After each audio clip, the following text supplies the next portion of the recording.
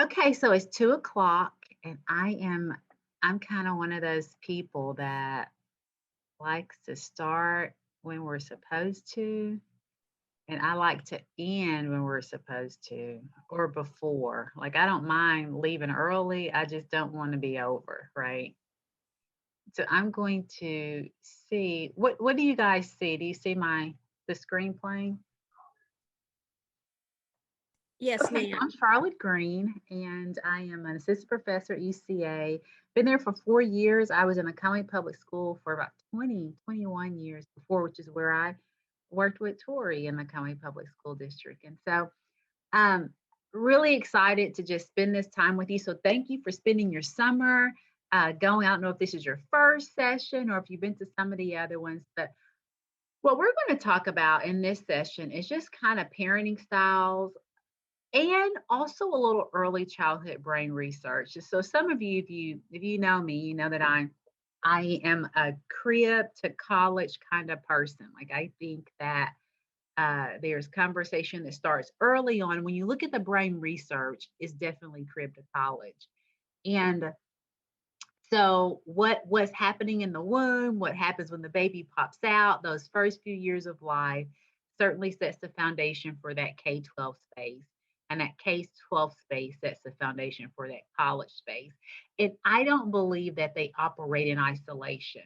I believe that they're interconnected and that uh, a, a child that is successful has an ecosystem of those three parts. So you have the 0 to 5 space, you have this K-12 space, you have communities and different things that lead them into a post K-12 space, whether that be career or college, but they are successful because they've had all these entities that work for them. So I want you to think about that as your backdrop as we're talking about what we are talking about today and thinking about, okay, this is what is my role? Where am I? Where do I fall? Am I this space, and this space? So where do I personally fall? Where is my lived space that I interact with students? And how do I impact the spaces that are not my sphere, right? My immediate. So if I'm a K-12 educator, what are some ways with what I'm learning today that I can impact my students before they get to me? If I am an early child space, like what are ways that I can connect with the K-12 space to help with that transition? If I'm in the college space, then what are the partnerships? What are things that I need to be doing so this is seamless? Because a lot of times when we look at this education in isolation, we miss a big picture. But if we see as it is a collective seamless transition from one stage of life to the next, and we're intentional about making those connections, I really think that it puts the community as a whole in a space to address, because a third grade child not reading at grade level, well, I won't say, let me rephrase that. If you have a district where the third grade reading levels are very, very low consistently, my question to you is that just a K-12 problem, or does that speak to a holistic community thing? Is that just a third grade problem, or is that a K-1, 2 problem? Like if you have consistently have scores in third grade where students are not excelling and they're not successful at reading, where where does that ownership fall? Just I'm going to stop share because I want to see you talk on this one. Where does the ownership fall with that? No right or wrong answers.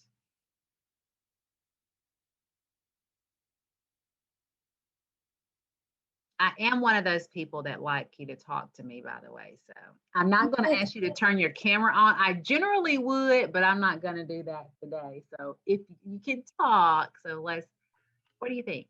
Who's going to say I something? was going to say, I'm not sure specifically where that ownership falls other than like it's a joint effort. Because I mean, if one person notices something or one teacher or interventionist notices something, it's kind of like maybe their responsibility to notify everybody. And then once everybody knows, it's like joint ownership. Because I could say as a middle school science teacher, like, why don't you know how to do this? Like, where was the mishap? What, like, where are these skills missing? But it's kind of like elementary is definitely a super solid foundation. So if you don't have like many of the things that you should have learned in elementary, that's not really to blame on one specific group or class or people, but it's kind of like you notice something and then you do something. So I mean, I don't want to say it's in particular on one person, but you do have people be like, well, they can't do this, but I'm not going to worry about it. So I mean,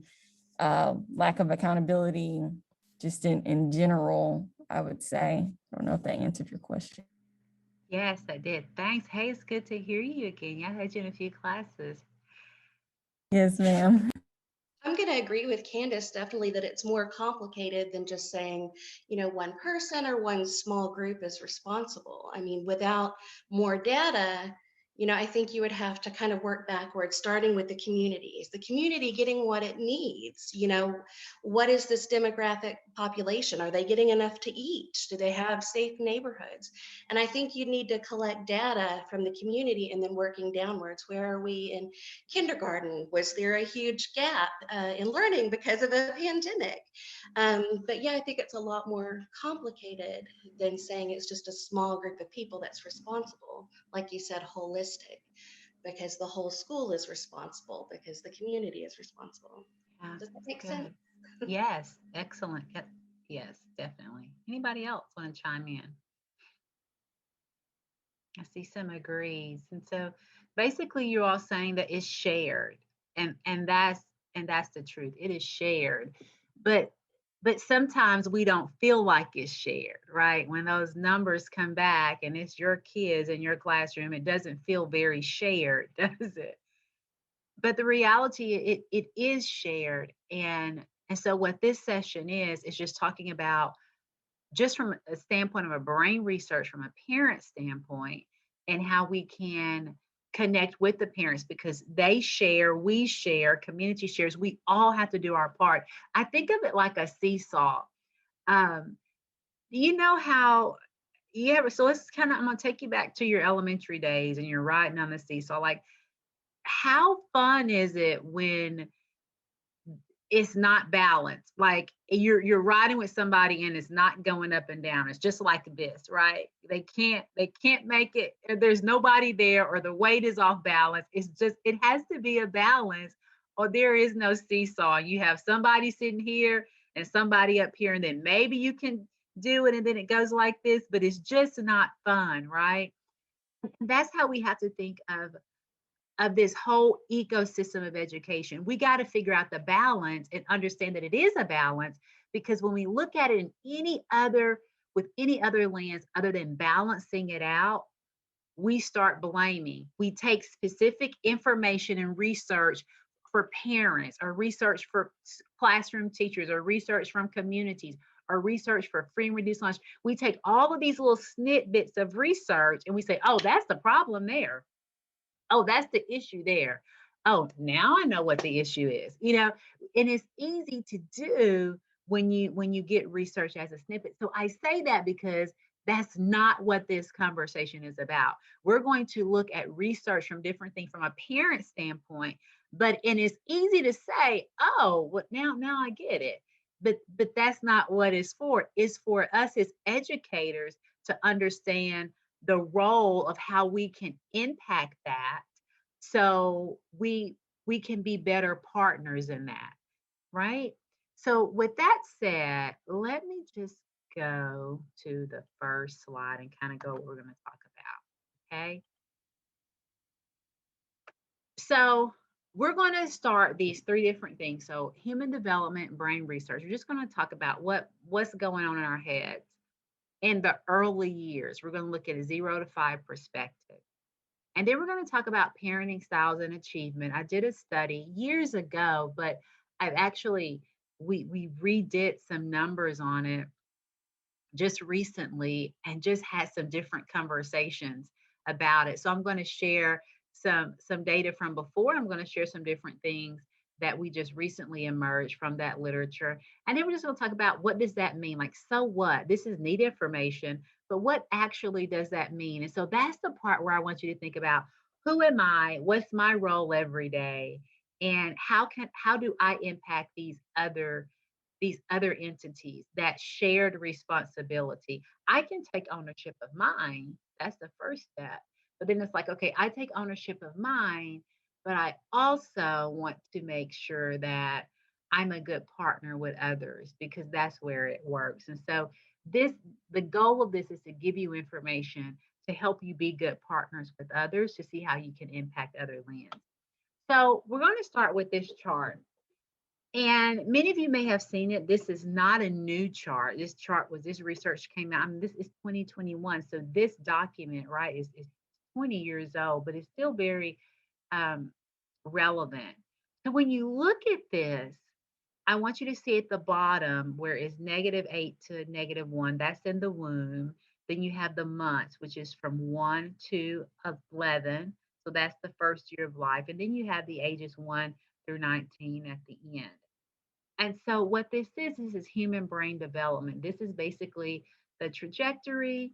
This looks at how the brain develops. And there's not numbers on the side because it's more of a general idea of the rate of how things develop. Okay, every human being is different. We all have our own way of growing, but there's a range of development of how we generally grow. So when you look at this and you see we're looking at the growth of three different pathways of the brain development. We have the vision and hearing, we have the language, and then we have the higher cognitive functions. What do you notice? What stands out to you when you look at this graph?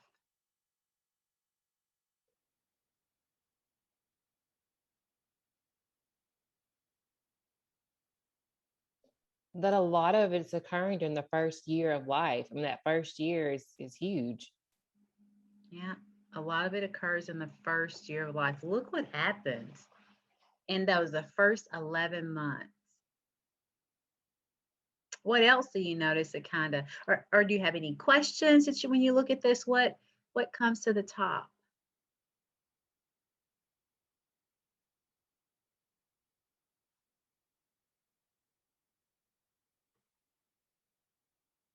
So someone says so much happens in the first year, crucial first year. And I'll be honest, I'm not like optimal with chat. So sometimes you put something in there, I don't jump over because I'm talking to you guys. And so sometimes I don't get that. So yeah. So look at age 5 when they start kindergarten. What do you think about that? You see age 5 when they walk through our doors? So now let's go back to that comment about shared ownership and how do I become a good partner to make sure that they have success. Do you think that's important for a kindergarten teacher or K-12 teacher, and why? Looking at this chart, what benefits come with that? Why would that be a good partnership with people that are interacting with kids 0 to 5 if I'm teaching them at 5? How could that help me do my job better? Well, I think it's because it appears that the majority of their language and the development of their sensory pathways has already been achieved by the age of 5. So that's what you're working with when you get them. Yeah. From a special education perspective, I teach K-3 special ed in Bologna, and our kids are delayed. Our kids are delayed in language. So if you've got a student coming into kindergarten who's struggling with those executive skills, the higher cognitive function, maybe you need to go back. Maybe you need to go back a little bit since it works sequentially. Step back and work on those skills that lead up to that cognitive function. Yeah, good comment. What other comments? I'm gonna close this door. Hold on.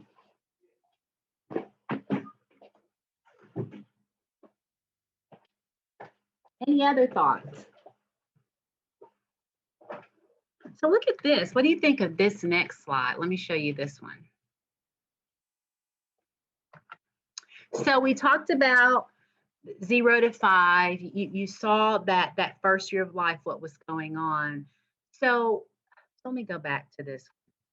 This occurs at such a great rate that, especially in, like, look at this, it just happens really fast. And a lot of axon and dendrites are connecting. It's basically, I want you to think of it like a highway, of building an interstate with the pathways connecting. And it happens at such a fast rate, and the environment of a child dictates how strong that bridge is, what bridge is being built. All of that's happening. Uh, Research now says that it's really about the age of 3, that 85% of the brain, those pathways are formed before a child is, it's between 3 and 5. So that really kind of sets the stage. But if you look at this, it also goes through a pruning process. There's so many axon and dendrites that occur, like it just happens so fast. So look at 36, you see it's developing. So these are like the bridges and the pathways are being built. Look at 6 months. Like, do you know how much activity, like that is the rate. So now we can see that 1 through 11 months, we actually can see how that's happening because you see the density at 6 months. Look at 2 years. It's just, it's connecting. But look at 4 years. Like, what do you notice between 2 years and 4 years?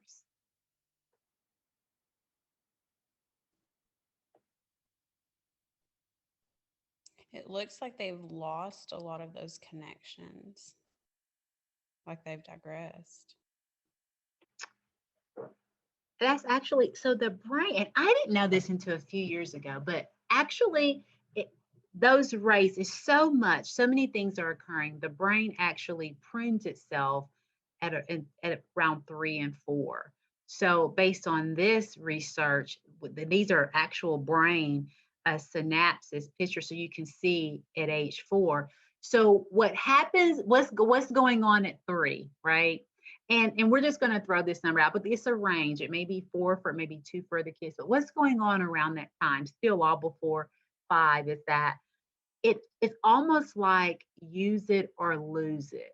So what's happening is that the synapses and the bridges that are being used, there is called Malin sheet. I think I'm saying that right. But basically, they become stronger. And the ones that are not being used, they kind of go away because you can only have so much density. So we want the ones that are being used to function well, they become stronger, and the other one goes away. And so that's why you have the synaptic pruning. So for optimal brain development. So let's think about that. And then think about this. What dictates that's what's going away and what's being pruned is the child's environment. That's how, like, the ones that are strengthened are the ones that are going to be used. The ones that fade away are the synaptic connections that the body is saying, this is not a value, let's get rid of this and strengthen this one. So what are your thoughts on that, and thinking about how kids come to us and their synaptic makeup? Any comments on that, on this chart? Well, I think their environment at home before they start school, before kindergarten, is super important. Were they stimulated a lot? Were they exposed to a lot of language? Were they being read to a lot? And I think that could really influence their development and how they are before they start kindergarten. So, Yeah, any other comments?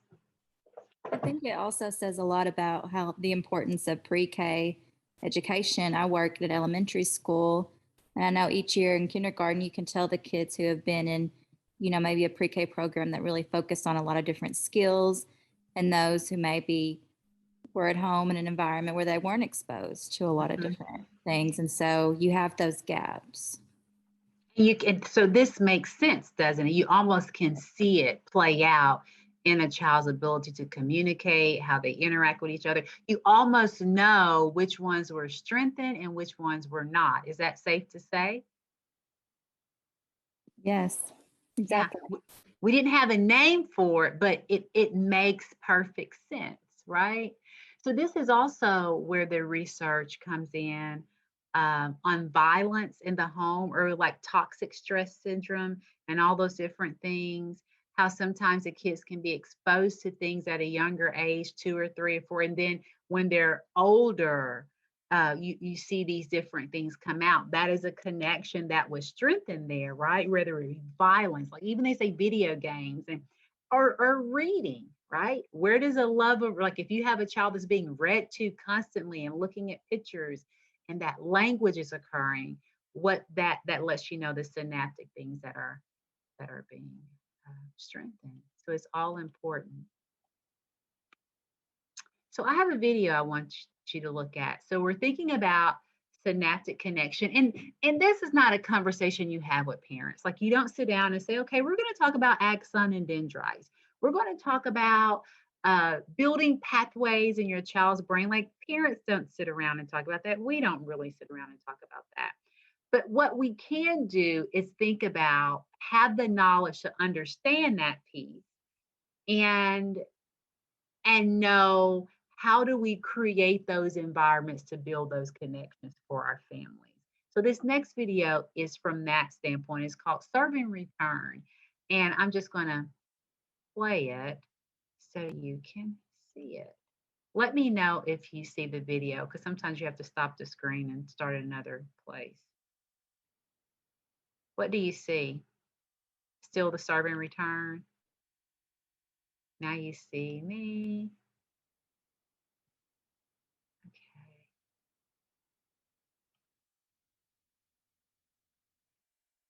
Hold on, it didn't go. Just trying.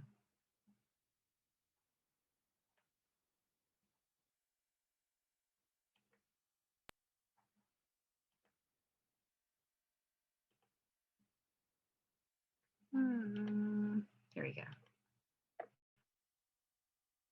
Do you see the video now? Thank you for being patient.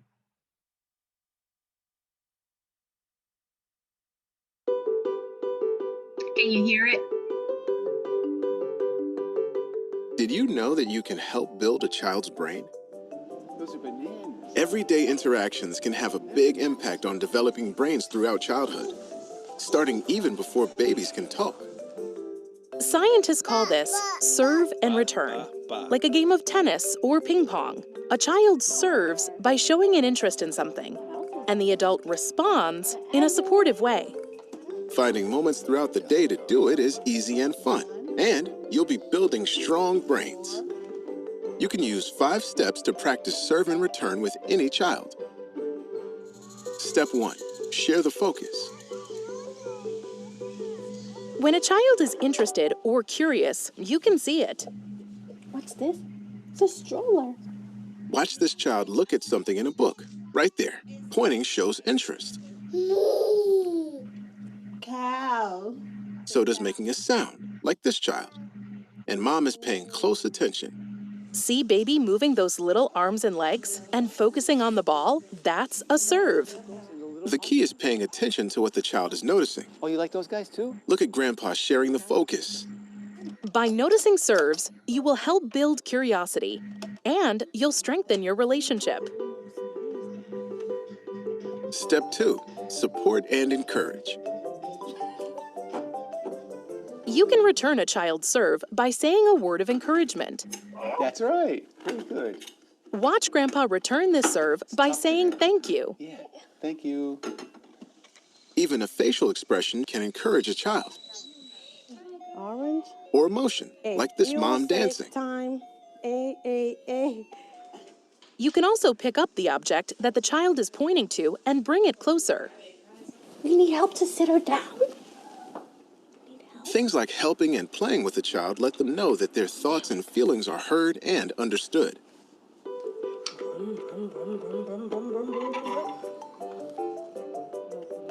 Step 3, name it. Yeah, the puppy. See the windows, the house. When you return a child's serve by naming what they are seeing, doing, or feeling, you make important language connections in their brain. He's got bumps all over him, huh? This brain building happens even before a child can talk or understand your words. You can name anything: a person, a thing, an action, a feeling, or a combination. Clean up, everybody do your shit. When you name what a child is focused on, you help build understanding of the world around us and what to expect from it. The baby's sitting. Ooh, the baby's sitting in the back seat of the car. You like those? Those are raisins. You have raisins all the time. Naming also gives a child words to use later and shows that words are important to you. Step 4. Take turns back and forth. Taking turns helps children learn self-control and how to get along with others. Waiting is crucial. When you return a serve, give the child a chance to respond. How are you? I'm good. How are you? Note that the caregiver waits here for the next serve. See this toddler navigating a new adventure? Grandpa is waiting patiently, returning serves by asking questions and then waiting to see what happens next. Yeah. You want to cover it? Yeah. Are you cold? Yeah. I'm going to put this over your lap like this, okay? There. Do you like that? Yeah. Oh.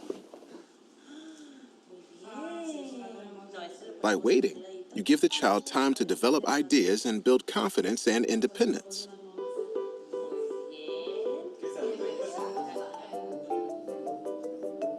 Step 5. Practice endings and beginnings. Children signal when they're done or ready to move on to a new activity. Watch how this child shows it's time to start something new. Letting go of a toy signals an ending. Then picking up a new toy signals the next beginning. Want to play with the giraffe? Sharing the focus is important in this step. Ooh, the big eagle. Because this mom is sharing the focus, she notices when her child is ready to end one activity and begin something new. X, Y, and Z. When you can find these moments for a child to take the lead, I'm going to try this one. you support the child in exploring their world Would you like to play with something else? and make more serve and return interactions Yeah, you wanna possible. sit there? Serve and return interaction is critical for a child's developing brain. And the best news is that you can do it anytime, anywhere, without any need for toys or technology. Look for small opportunities throughout the day, like while you're making a snack or while you're grocery shopping. What matters most is that you're doing each of these 5 steps. Notice the serve and share the child's focus of attention. Return the serve by supporting and encouraging. Name it, take turns going back and forth, and practice endings and beginnings. Serve and return interactions make everyday moments fun and become second nature with practice. Try practicing with a child today.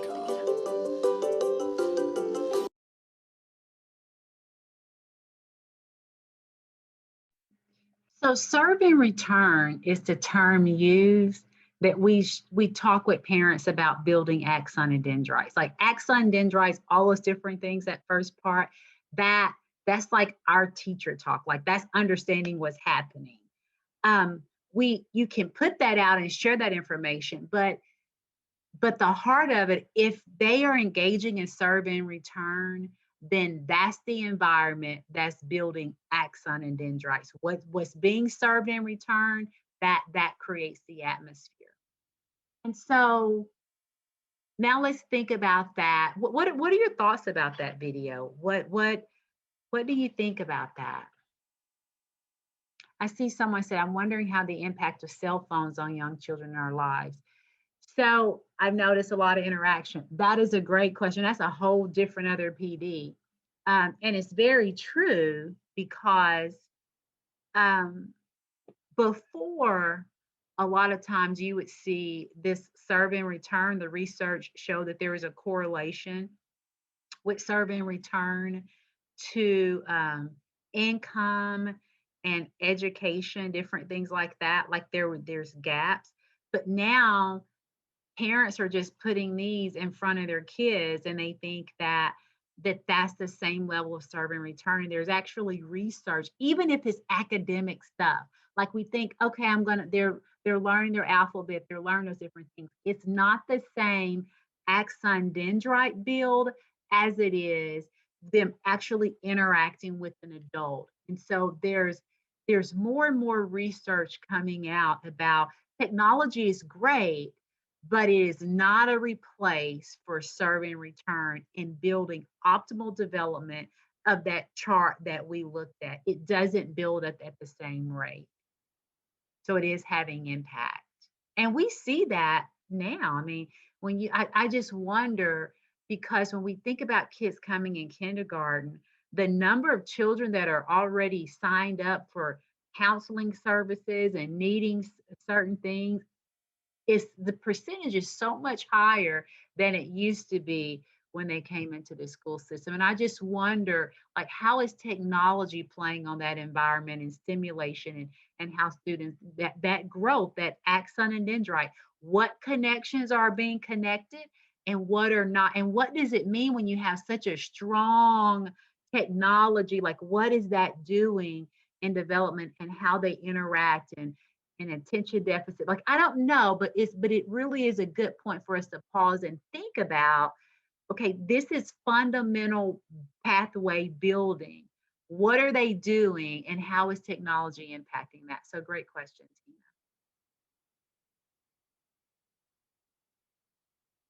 Tina. So I was really struck by the naming. Yeah, it's important to name feelings, and just thinking about, like, so is that what? Tell me what else did you think about that video? Is that complicated? Like, how, and what does that have to do with your space when you're thinking about where you are? How does that video, what does that have to do with what you have to do every day? Like, how can you use that knowledge to impact your space and the partnerships that you go into? Well, Or I think can it, was it just a waste of time, or what do you think? even with fifth and sixth graders, I think that noticing what they're interested in, Okay. they say when we're using a new material or new manipulatives to always let kids play first, right? Because they're going to play whether you give time or not. But to notice and have that conversation, I think, is important even with older kids. Okay, good. So you like the 5 steps, even like in interacting with students in the classroom?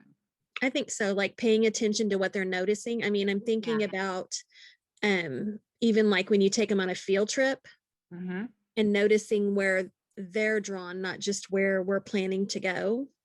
Yeah, yeah. Any other comments?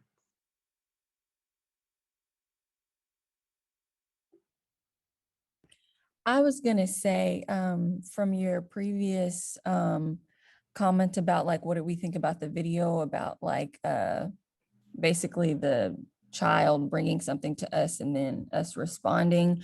And then you mentioned like someone mentioned the effects of like technology and stuff, and also just with like the nuclear home, as far as who's working and who's not. If you come home and you're tired, a lot of times you don't have a lot of energy to give a child. So even if they are, beginning to develop and doing the, bringing something to you that's of interest to them, it might not always get the attention it needs because you might be preoccupied with cooking or whatever. Even if it's like this goes for 2-parent and single parent households, but if both parties are working, or if the only party is working and then trying to coincide the scheduling with, picking up the child or children or whatever, it can be a lot on one person or 2 people. And that might, they're not thinking, well, I don't want my child to fully develop, so I'm doing this. It's just, a byproduct of how things are. So, yeah. Yeah, very good. Very good. That's a good segue into our next slide, actually, because now we're actually going to talk about just some things that you hit at.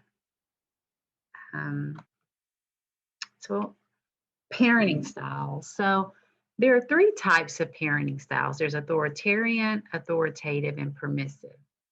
Authoritarian parenting style, that's a parenting style where um, the parent just like I'm the mama, you're the kid, period at the end. I'm the dad. Like they rule by authority. Like it's me, like it's like a hierarchy. I'm the parent. You do what I say. Don't ask me questions. That's it.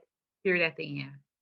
That's authoritarian parent style. Authoritative parent style, they focus on compliance, but it's not so much I want you to comply because I'm the parent.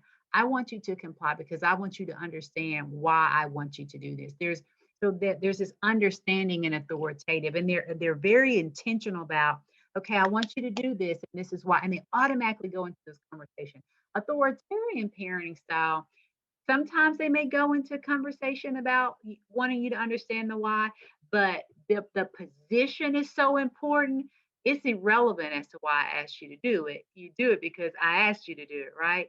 So they don't necessarily go into conversation like an authoritative parent. And permissive parent, they just want to be your friend. Like they don't want to upset the kid. They want to do a lot of bribery, things like they want the relationship. And so as a kid, it's like, oh, if you do this, I will go get a sucker afterwards. If we do this, we can get this. It's just always this give and take to try to coercing the child to do different things. So when the child becomes a teenager and moves more, like that continues, right? Then the parent moves more into like this friendship role. And that's really important to them in lieu where authoritarian and authoritative, both of them would say, I'm really not, I love you, but I'm really not here to be your friend. We can have a friendship and I want a friendship. And but that's not that the friendly relationship is not the focus of our interaction. Now there's a fourth parenting style that's neglectful. And that neglectful parenting style, I don't even talk about it because it's neglectful. Like they don't show up. They're the parents is very consumed about themselves and what they have going on. And a lot of times the kid is just in the way of what they got going on. And so what we did is I did a study on parenting styles and achievement. So like how are these parenting styles? What are the parenting styles? How does that play out on achievement? So, and I want you to look at the results. And so this assessment was done a while back. And if you in your Arkansas, so you'll know advanced, proficient, basic, and below basic. That test is what was given. So that was a benchmark test. Y'all remember the old benchmark test? So that's what was given when this achievement parenting style was connected. And so, but look at the advance. These are the students that scored in advance. You can see like the scores, like permissive, authoritative, and authoritarian. You can see the different levels. Then you have proficient. Look at the scores for proficient. You have permissive, authoritative, and authoritarian. You can kind of see how that goes. And then you have basic. Look at permissive. Just kind of look at where they fall. And what do you notice about the parenting styles I just showed you and how they showed up on the assessment? Just what are your thoughts when you look at this? Does it surprise you? Just what does it leave you with?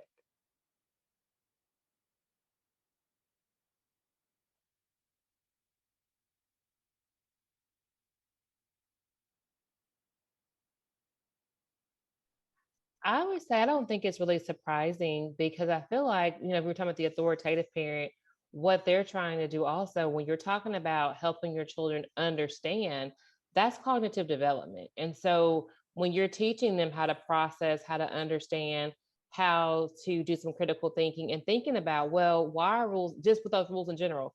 Why is that rule important? Why, what is my mom and dad trying to have me to learn from this? I think that does, kind of create that segue to understanding other information like in the classroom. Okay, thank you. Anybody else? I don't really think it's surprising either. I agree with her. The authoritative style really has a great combination of authority, but also understanding and talking, and like she said, developing those skills that will help them later on down the road.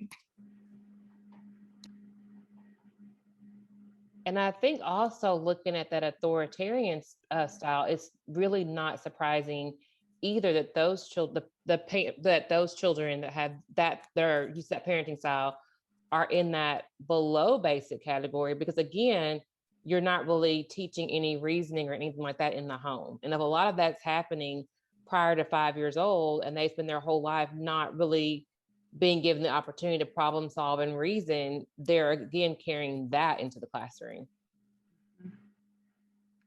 What might this look like if a teacher, because in the classroom, would you say, if we had to pick permissive, authoritative, or authoritarian, what do, as far as strategies, instructional strategies, which one do we use in engaging students in learning? Authoritarian, authoritative, or permissive? What do we engage in the classroom? Would you Probably guys? authoritative.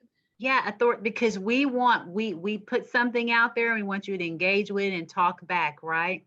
So what happens to that child that this communication is not what I'm accustomed to? Like, I'm not accustomed to asking questions back to an adult like this. Like, this is not the child adult interaction that I'm accustomed to in my home. So how does that generally play out in conversation and dialogue in a classroom setting when we want them to engage in that logical thinking and talk? Give us reason. Like, why do you think this? Or why did you do that? Like, how do you think that plays out? Or can you think of a child where you saw that you know what the home is, and now the way they're engaging in conversation in classroom is starting to make a little bit more sense to you? Well, a lot of times, even in conversational speech, you'll be having a conversation with a child. And I've had this before. I'll be in conversation with a child and I almost have to be like, okay, it's your turn. Because I'm like, I'm talking to them and they're not comfortable with really talking or expressing to me. And really a lot of time when I'm talking to them, I'm seeking understanding. I just want to know like what's going on, what's happening, but many times you almost have to be like, okay, now it's your turn. Like for you to say something back to me, because they're not really used to that dialogue. Mm-hmm. I agree Yeah. with that. And then you have the opposite with the permissive, where they feel like they're on a level playing field with you. And so then they want to talk to you like you're their friend, And so you have both ends of the spectrum there. You do. And that's generally, you do see a lot of permissive. They want to question everything because they think everything is bargain. Like, oh, I'm doing this. What am I going to get out of this? Like they think it's equal. They want to talk to you like an adult. They don't want you. Yeah, so you see a lot of that in the classroom as well.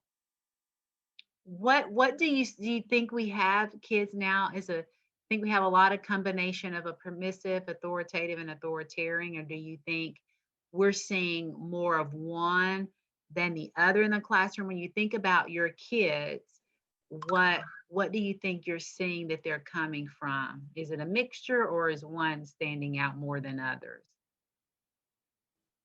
I see more permissive. Really? Anybody else? What are you seeing more of? I teach middle school, and I definitely think permissive is more and more families, and it kind of goes back to that cell phone and technology, as they've lost the art of carrying on a conversation. They're just allowing the technology to kind of do that job for them. Then again, they can't carry on that conversation. Why can't I have things my way? Wanting to argue. I think actually they're really tied together in a lot of ways, at That's a least good at the middle point. school level. Yeah. A lot of permissive. I wouldn't say it's the majority of kids yet, but there's definitely a trend toward permissive. Mm-hmm. They think everything's negotiable. Mm-hmm. I agree with that. I find myself a lot of times having to re-explain and retrain their brain to think your opinion is valuable and yes, you should interact with me, but there's a line we don't cross. I'm still the authority figure. You have to find a nice way to say that, but just to let them know sort of the rules of being in a classroom. It's like they don't necessarily understand that. Because you're not being taught adult child respect level, like that boundary is not there because there's a concern about friendship and that technology comment was interesting because I've never thought about that.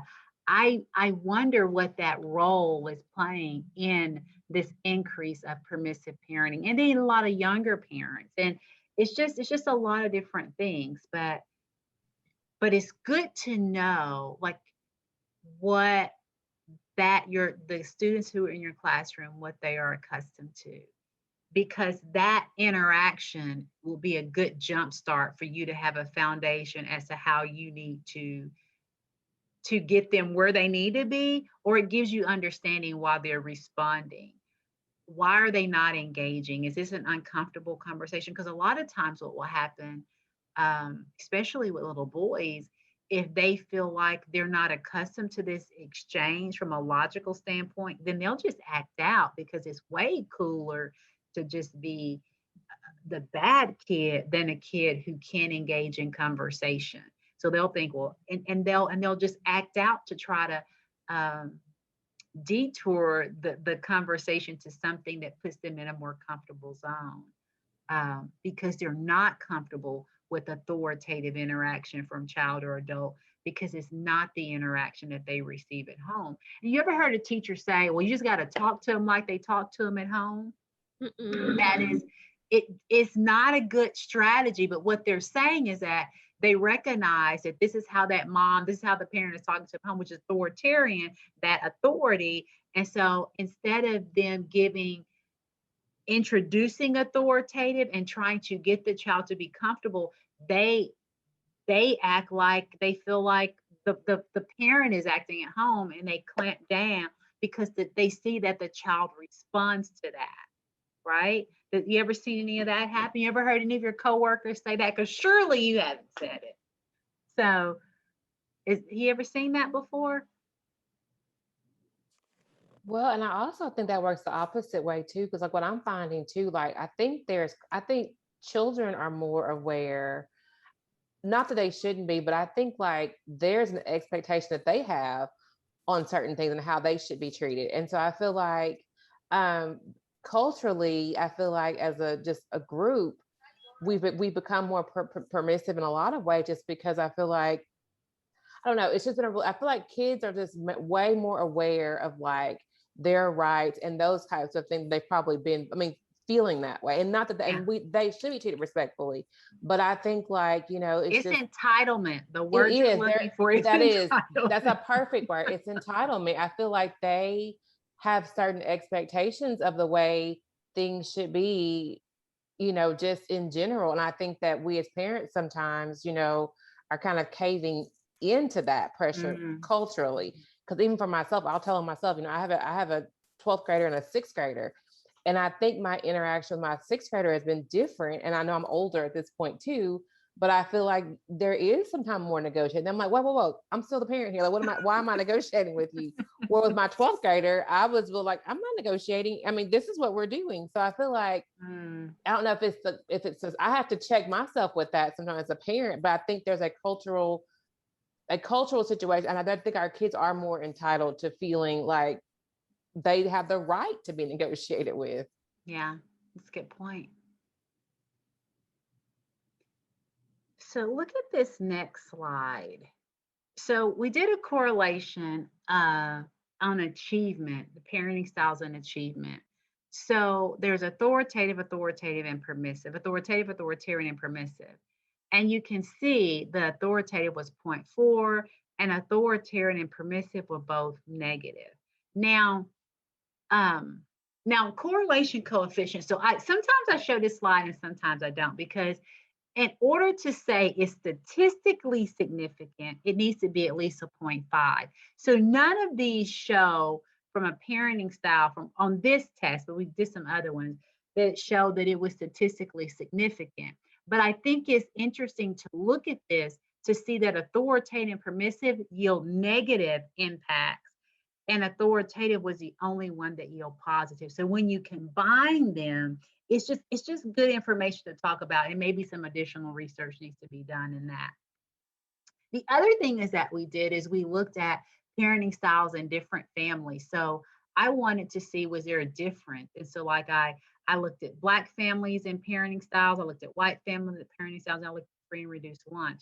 And so it was interesting to look and see that was there a range this down here from the difference that from a authoritative and authoritarian, it really didn't show a great difference in mean scores between those two in Black families.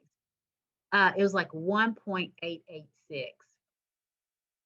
But in the white families, it had 9.217, a range between authoritative and authoritarian with a p-value of 0.00. And remember what I tell you that shows the one that's significant is 0.05, right?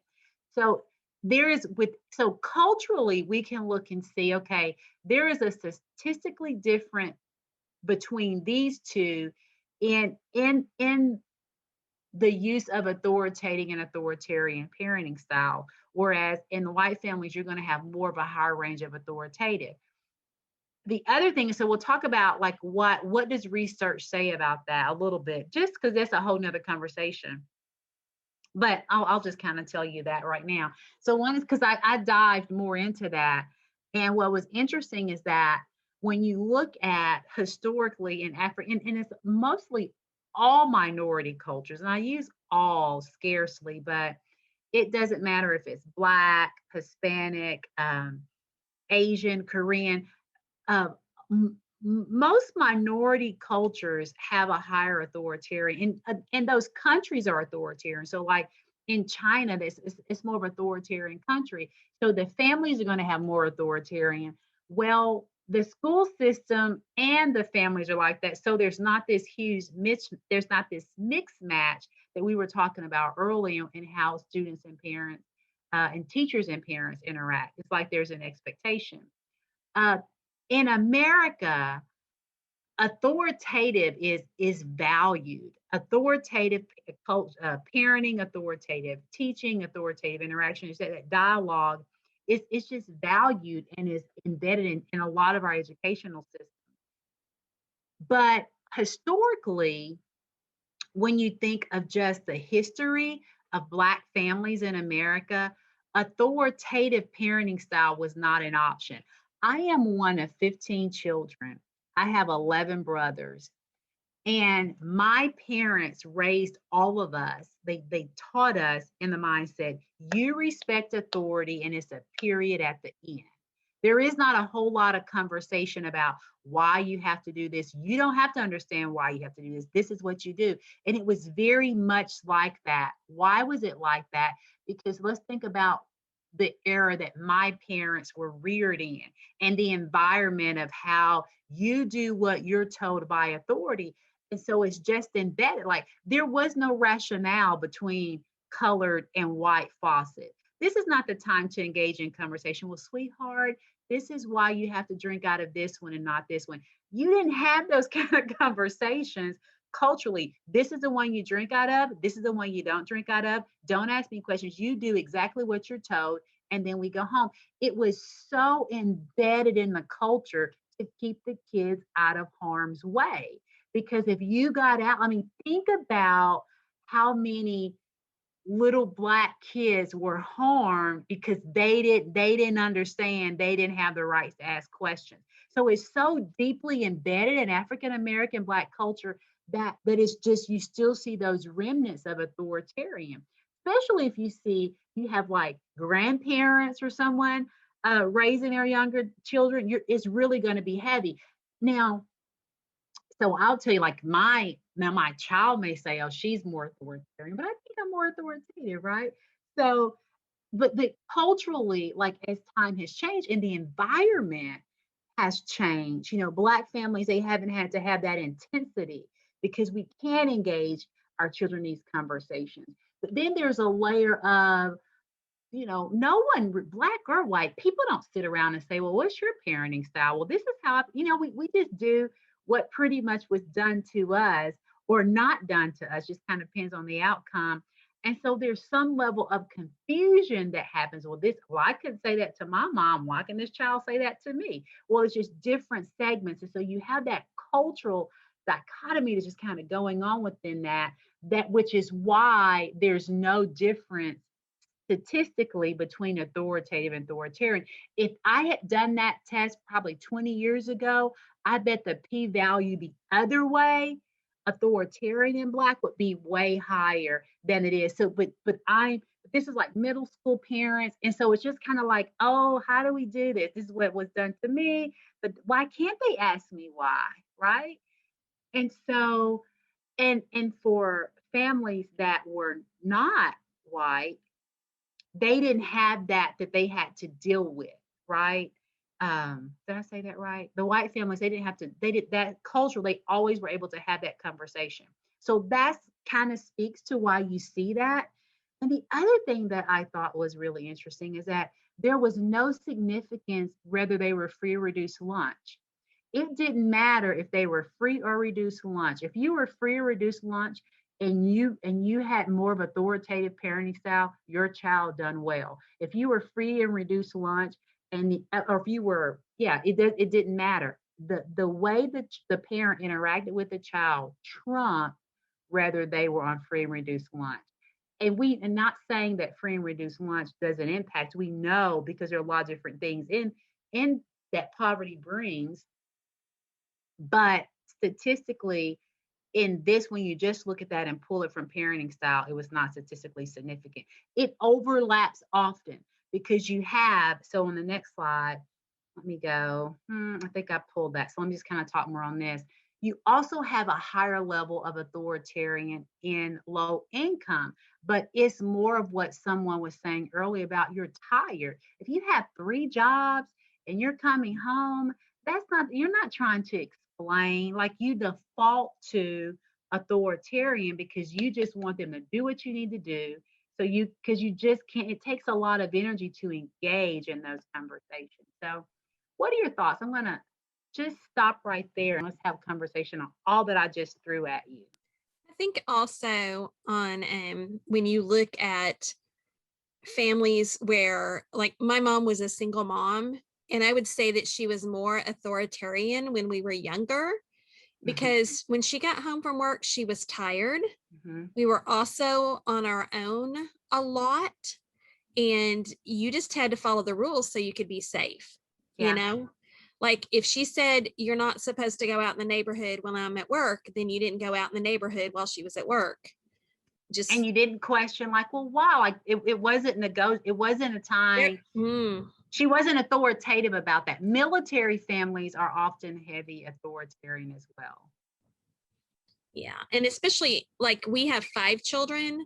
So I would say, like your mama, we were pretty authoritarian when they were little from the safety concern, because they just need to do what they're supposed to do. And there's so dang many of them, like they just need to. And that's important. So like, I never say one is bad and one, I don't ever put judgment. I put the research out there to kind of show you what it says, but there's always, like, if we're honest, we all do all of them, right? Sometimes you catch me on a bad day, get a lollipop and get out of my face, right? If I'm a good day, let's engage this conversation. If it's a really bad day, you better do what I say because I'm going to go get something, right? So we all kind of engage in all 3 of them. The power is knowing the output of those things and also knowing what we naturally default to. Although we do them all, we're going to naturally default to one. And so understanding who we are and being intentional about that is important information because the output matters. The output really matters. And so, any other conversation about that piece? I also think it's a generational thing. I'm in my 50s, and my parents were just as their parents were, children are to be seen and not heard. Yeah. Yeah. And, I grew up in the Northeast and, I didn't have a personal relationship with my parents at all. And I was never explained, these are the rules and this is why you follow them. It's just like, these are the rules, you do it and you'll be okay. If you don't do it, you better watch out. Mm-hmm. So I think the older generation of parents, had that mindset because that's how they were raised. Yeah. Yeah. With me and my children, I have 3 children in their mid to upper 20s, and then I have a teenager. And just the way society kind of dictates things with our kids, I had a much more formal relationship with my older 3 and a more friendly relationship with my younger one because she doesn't respond to an authoritarian or authoritative type thing. You have to build that relationship first and acquiesce compliance. And it's very frustrating. Yeah. Yeah. That's very true. And you make a good point because the kid also can determine like where you have to kind of go with them in interacting. Any other comments? Good conversation. In my household, my parents were old hippies and they had both been raised in a very authoritative household. And so they went to the other end of the spectrum of being very permissive. So that was interesting. And then so for myself as a parent, I didn't have good models, so it was a struggle being an educator. I knew that authoritative was the ideal. That's what I should strive to, but I didn't have a model for how to set those boundaries, how to follow through with those consequences. Yeah. So it kind of makes you be a hodgepodge. Did you find yourself navigating through a lot of doing one thing one time, the next time you may respond very differently?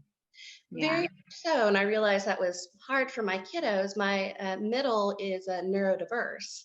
And so that was a whole other challenge too, is okay, I've parented this neurotypical child. Now I've got this middle who's, it's, a whole different ball. Yeah.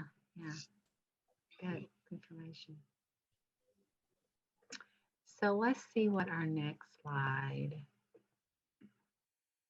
So I also looked at 3 different studies. And so the first one was epistemology, where it just talks about authoritative promotes complex thinking and learning knowledge.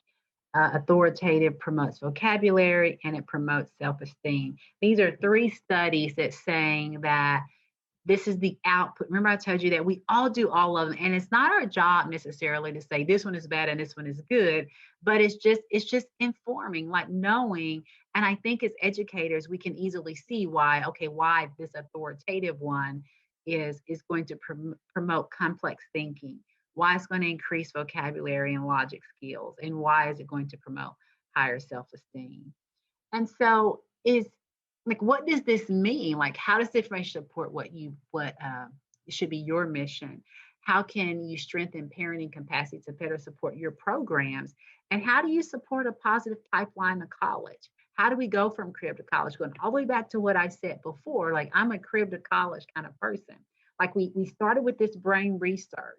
And so those 5 steps, serve and return, like those are parenting styles, right?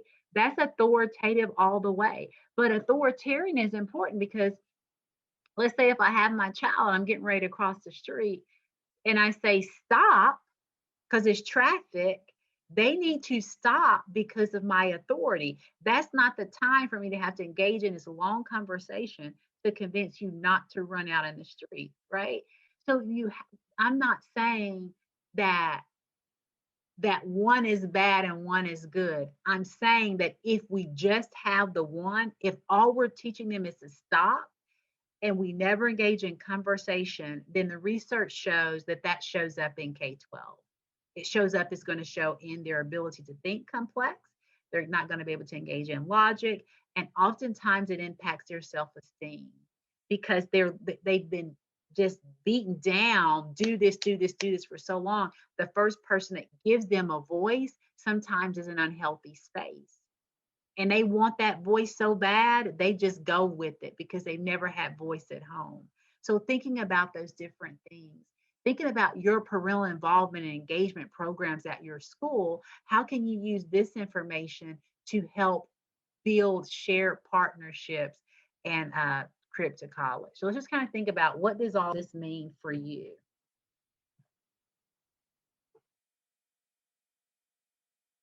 Was it helpful? Can you use it? How will you use it?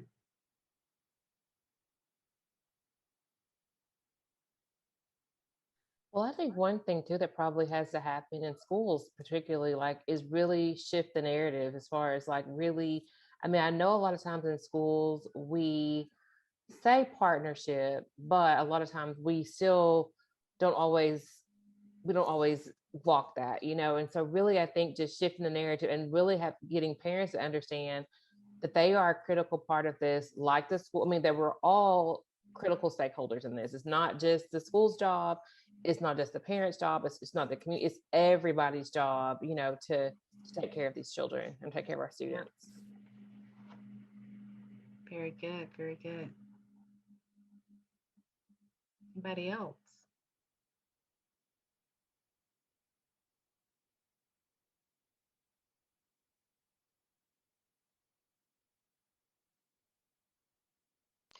Well, I think the more information we can have about a child's family, the better. It helps build that rapport. It helps us kind of fill in those gaps a little bit in the classroom. Okay, well, they're used to, things being this one way. So maybe I'll take this approach. Yeah, that's good. And I do think that, like, COVID over the last year and a half and kids being virtual, kids being at home, you know, it was very insightful for me as a teacher when I was able to virtually go into some of the environments. It was eye-opening for me that when these children were in their individual homes, there were large inequities. I mean, you know, you had some kids at home that were ready to do virtual, you know, just out the gate, and then some kids who did not have even Wi-Fi access. There were so many things that were missing in the home. You can see why that gap is so large. And sometimes when the kids come to us and they're in our custody at school, it's not always as glaring that the home lives are as diverse as they are. And so I think, like us, when we were able to actually go into the homes in a virtual manner, I mean, you were actually able to, or even communicate with the parents, you were actually able to see, you know, some of those inequities there. Yeah. Yeah.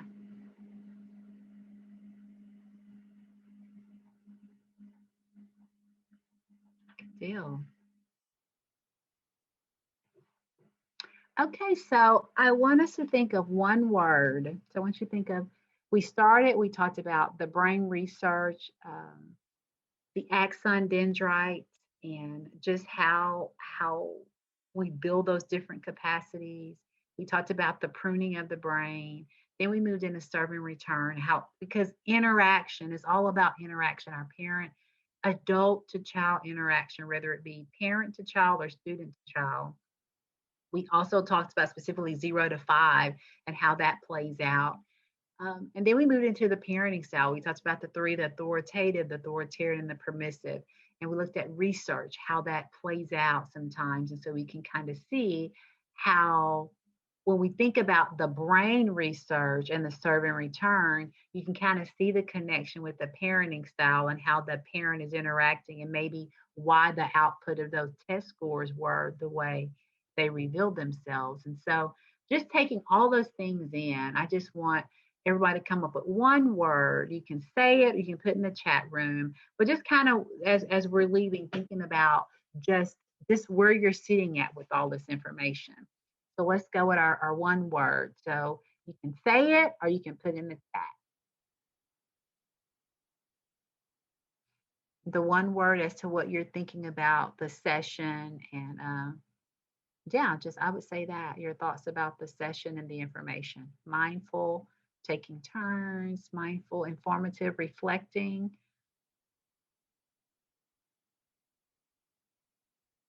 Helpful, interacting, awareness. Good. See, helpful again. Resourceful. Are y'all seeing the words in your chat? Just kind of look over to your side and you can see them. Empathy, eye-opening, thought-provoking. Good. Curious. Useful. So I'm glad that you all find it useful and helpful. And it was to help you think about that question that we started with. When we're doing this process, when we think about student achievement, is shared, parents, family, communities, and school. And the more we know about all of our shared spaces, the better partners we can be with the community. And it also will guide our instruction and how we can implement programs, because we all have parental involvement. So I challenge you to think about the difference between parental involvement or family involvement and family engagement, and what's the difference between the two. One is more one-sided and the other one is more collaborative partnership. And a lot of times schools, we have family involvement, but we don't necessarily have family engagement. And maybe some thinking about what that engagement could look like and how we can help build them as better allies with some of the information that we've learned today will kind of help create a situation where we have strong partnerships where everybody's doing their part. That's all I have. Any questions for me?